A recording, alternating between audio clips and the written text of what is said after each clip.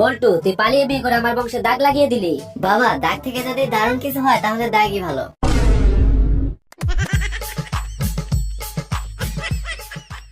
বাবা বাবা, আমাকে একটা ঢোল কিনে দাও। না, তোমাকে ঢোল কিনে দেওয়া যাবে না, তুমি সবসময় ঢোল বাজিয়ে সবাইকে বিরক্ত করবে। বাবা, আমি তো সব সময় বাজাবো না, যখন সবাই ঘুমাবে তখন বাজাবো।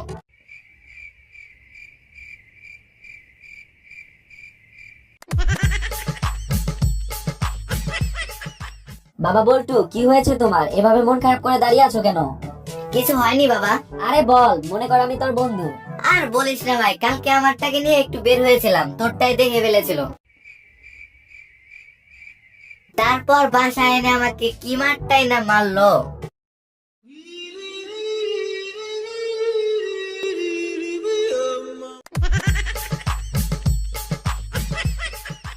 বল্টু, আমি তোকে ভালোবাসি বলে তোকে মাঝে মাঝে মারি।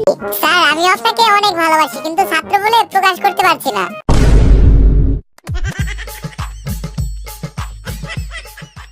বল্টু বলতো, চাঁদ কাছে নাকি আমেরিকা কাছে? স্যার, চাঁদ কাছে। বল্টু, তুই এটা কিভাবে বুঝলি? স্যার, চাঁদ তো এখান থেকে দেখা যায়, কিন্তু আমেরিকা তো এখান থেকে দেখা যায় না, তার মানে চাঁদই কাছে। বল্টু, এমন একটা বিপদের নাম বলতো যেটা থেকে উদ্ধার হলেও বিপদ, না হলেও বিপদ। স্যার, যেমন ধরেন আপনার লুঙ্গিতে আগুন লেগেছে, এখন এটা খুললেও বিপদ, না খুললেও বিপদ।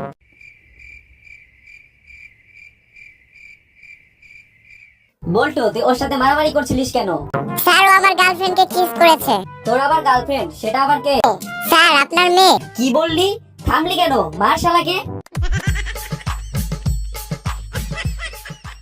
কি ব্যাপার বাবা, এখন থেকে সকাল সন্ধ্যা আয়নার সামনে দাঁড়িয়ে থাকো? কি আর করবো বল, আত্মীয় স্বজন, বন্ধু বান্ধব এবং কি ডাক্তারও বলছে আমি নাকি বুড়ো হয়ে গিয়েছি, এখন একটু শরীরের দিকে নজর দিন। তাই একটু শরীরের দিকে নজর দিচ্ছি, এই আর কি।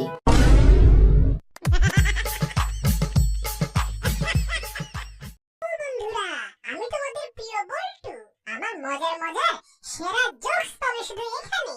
তাই নতুন হলে চটপট এই চ্যানেলটিকে সাবস্ক্রাইব করে ফেলো। আপডেট পেতে বেল বাটনে ক্লিক করে দাও।